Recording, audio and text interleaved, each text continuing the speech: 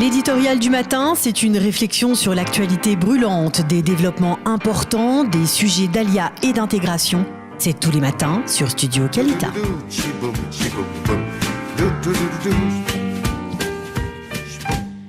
Chana Bensoussan, Boker Tov. Boker Tov. Boker Tov à tous. Alors, Chana, aujourd'hui, comme c'est la journée de Tou B'Av, la journée de l'amour, ou plutôt la journée des rencontres, on a décidé donc de discuter avec vous ce matin. Alors, si j'ai bien compris, cela fait quelques années que vous travaillez dans le monde des shidduchim, des rencontres. Au départ, c'était pour placer des ingénieurs. Aujourd'hui, c'est pour permettre à des jeunes gens de se rencontrer. Oui, absolument. Nous avons constitué un groupe de bénévoles, de femmes bénévoles, essentiellement sur Jérusalem et Ashdod, et nous aidons les franco-israéliens à trouver leur âme sœur. Alors justement, vous dites nous aidons. Alors pour vous aider, ça veut dire qu'il y aurait-il une problématique? Est-ce que les gens aujourd'hui ne seraient plus capables de trouver leur âme sœur par eux-mêmes? C'est-à-dire qu'on ne sait jamais comment on va rencontrer son conjoint. Donc, ça peut se faire tout naturellement lors d'une rencontre, lors d'une sortie ou d'un mariage.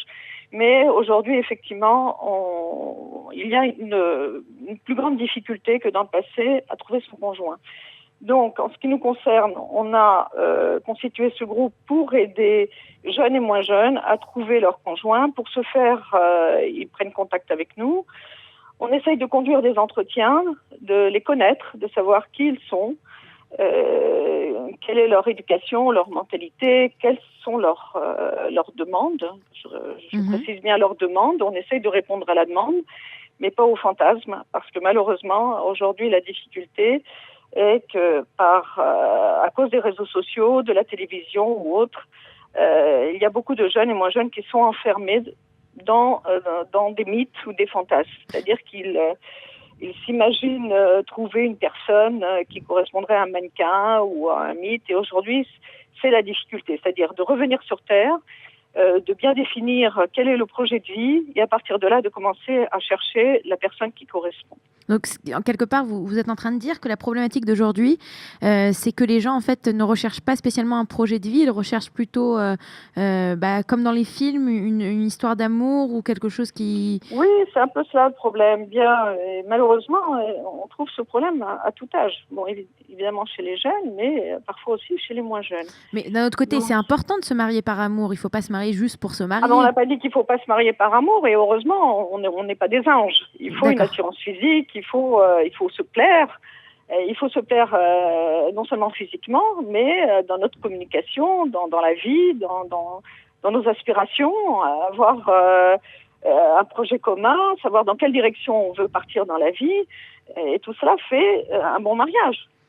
Voilà. Alors, en France déjà, vous étiez déjà dans le monde des shidduchim, vous aidiez à l'époque, vous essayiez d'aider déjà des jeunes gens à se rencontrer. Est-ce que maintenant en Israël, vous voyez qu'il y a une différence entre les jeunes français et peut-être les jeunes franco-israéliens ou les jeunes israéliens? Est-ce que vous voyez, il y a des choses qui ressortent plus particulièrement? Bien sûr.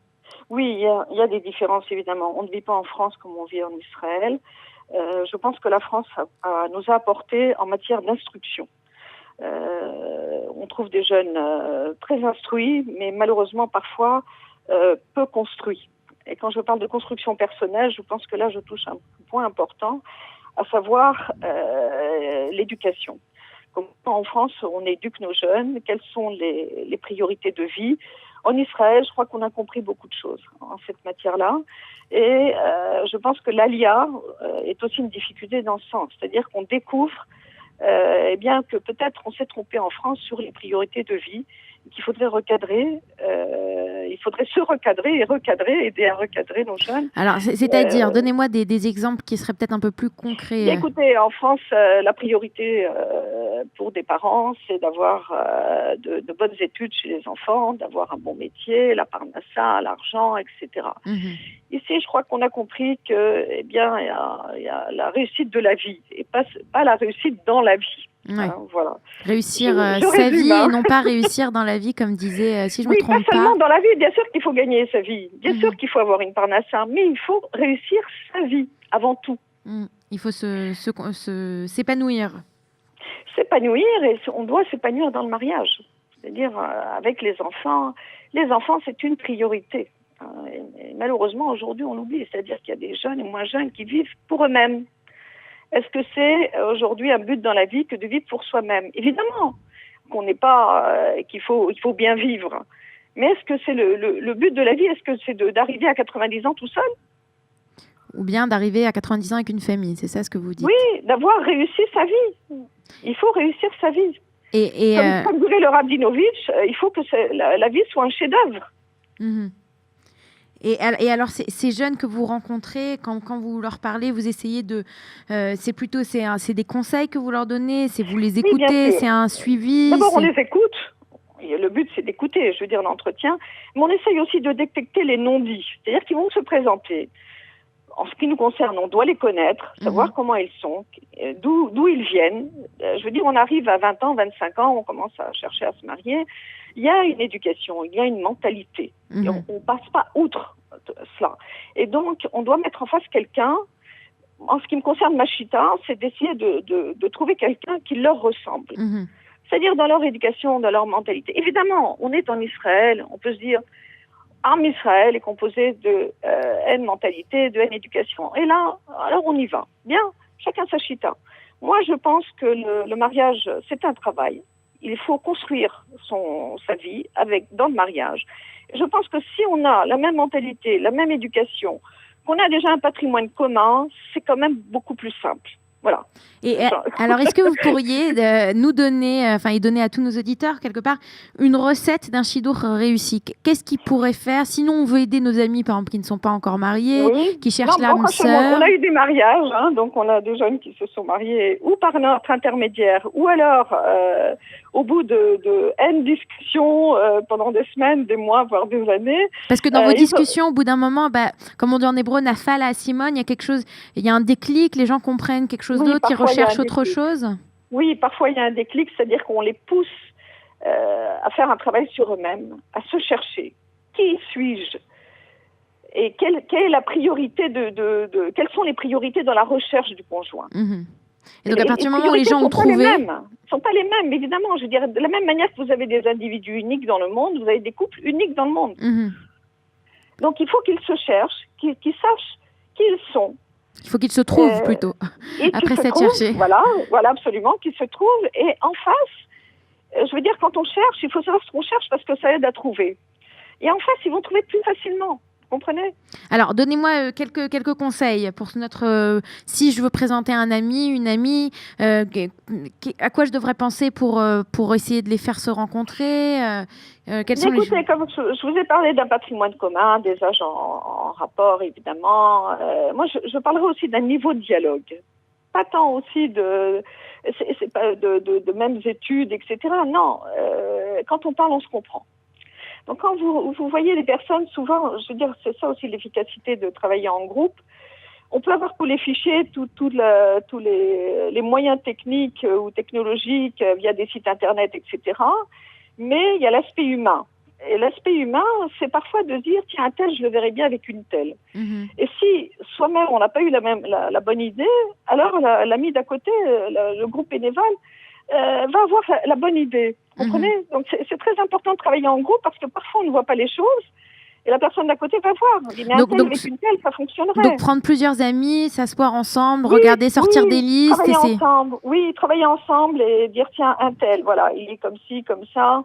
Il a telle qualité, il a aussi ce défaut, il a aussi ce problème. Alors, peut-être que celle-ci, elle pourrait correspondre, etc. Et travailler ensemble, voilà. Et puis, je pense que 1 + 1, ça fait plus que 2, aussi bien dans le couple que dans le groupe. Donc, voilà. 1 + 1, ça fait plus que 2, c'est-à-dire?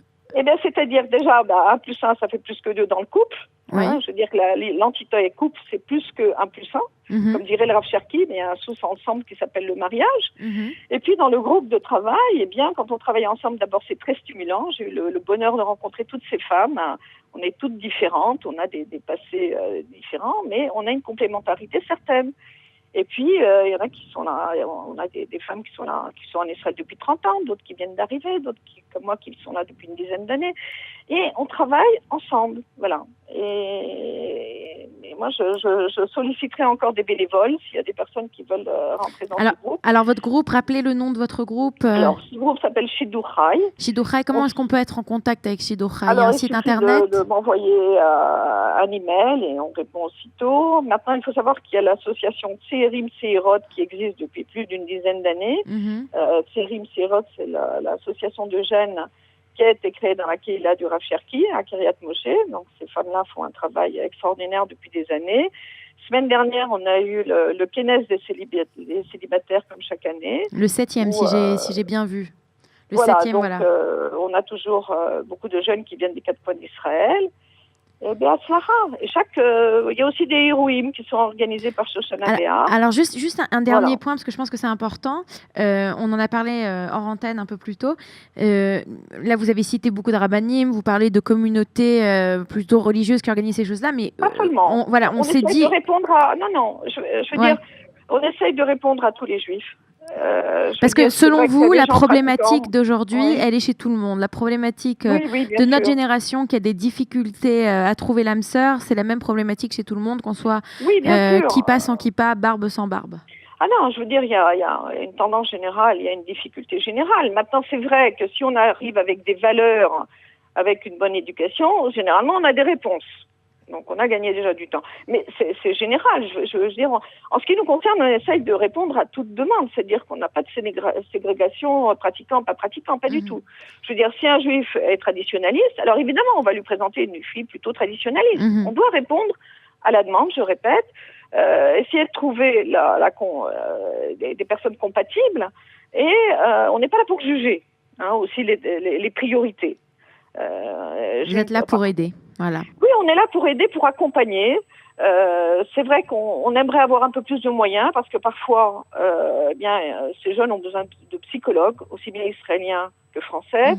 On aurait besoin de personnes qui accompagnent aussi dans le Shidour parce qu'on voit que ils vont dans le Shidour et puis parfois ils les arrêtent alors qu'il n'y a pas de raison d'arrêter le Shidour, même si on n'est pas d'accord sur un point, et heureusement qu'on n'est pas d'accord. On n'est pas dans le parti communiste, chacun a ses idées.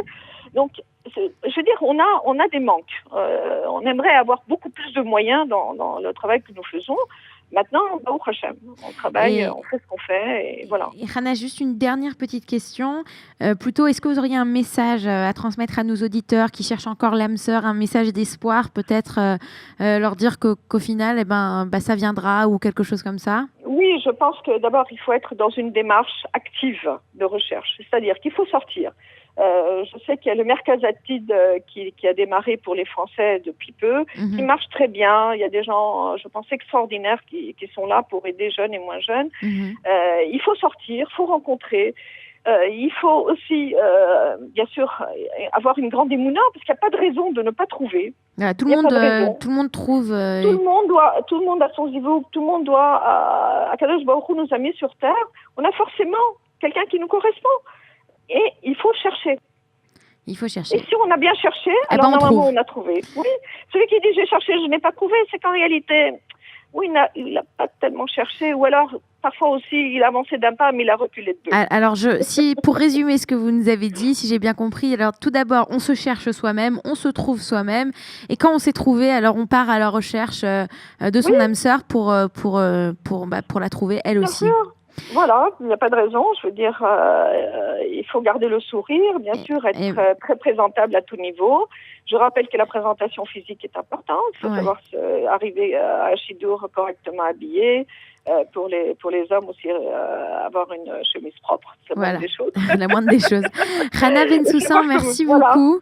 Merci d'avoir été avec nous en cette journée de Tou B'Av. Je rappelle qu'il est la journée de l'amour, mais qui est aussi surtout la journée des rencontres et des Shidurim. Et que, voilà. Pour tous, jeunes et moins jeunes, et on espère avoir de bonnes nouvelles. Merci beaucoup. Bonne journée. Au revoir, Hana. Également, au revoir, Eliana. Voilà, alors c'est la fin de notre heure d'actualité ce matin sur studiokalita.com. Heure mouvementée. Nous remercions Daniel Haïk d'avoir relevé le défi de Sylvain Lascar. On vous souhaite à tous une belle journée de Tou B'Av. N'oubliez pas de faire des rencontres et surtout on se retrouve demain matin à 8h pour le live de l'info sur studiokalita.com. Bonne journée, shalom velitraot. L'éditorial du matin, c'est une réflexion sur l'actualité brûlante, des développements importants, des sujets d'ALIA et d'intégration. C'est tous les matins sur Studio Qualita.